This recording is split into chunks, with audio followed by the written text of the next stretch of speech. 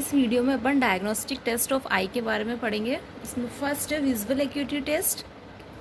ठीक है, diagnostic test में कौन सा है? Visual acuity test. तो विजुअल एक्यूटी टेस्ट क्या होता है पहले ये समझ लेते हैं। तो विजुअल एक्यूटी टेस्ट में अपन क्या आई की जो फाइन डिटेल्स, उसकी क्वांटिटिव मेजर, उसकी एबिलिटी, इसके बारे में अपन चेक करते हैं। ठीक है, तो visual acuity is the eye's ability to detect fine details and is the quantitative measure to the eye ability to see and in focus image at a certain distance.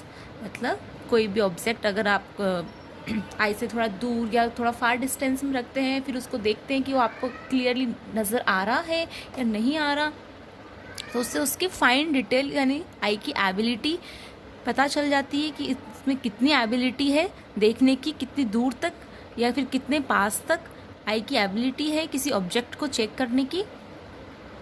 A test of your visual acuity और ability to see sharply and clearly at near and far distance will be perform.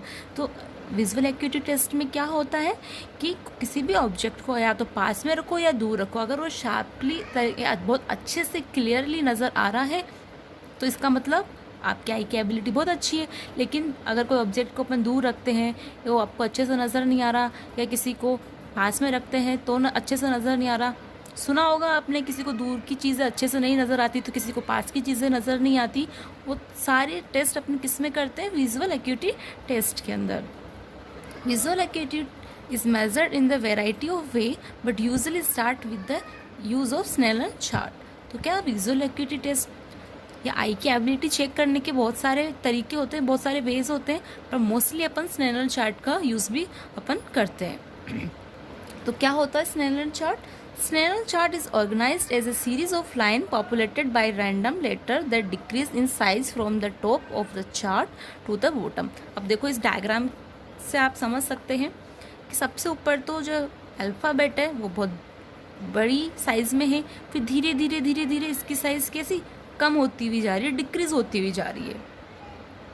ठीक है, visual acuity test for distance vision are commonly used in the eye screening. The Snellen chart is the quick and easy way to detect refractive errors and can help determine the overall quality of your vision. मतलब line का मतलब ये है कि जो स्नेलर chart होता है इसकी हेल्प से आप आई की एबिलिटी टेस्ट कर सकते हैं।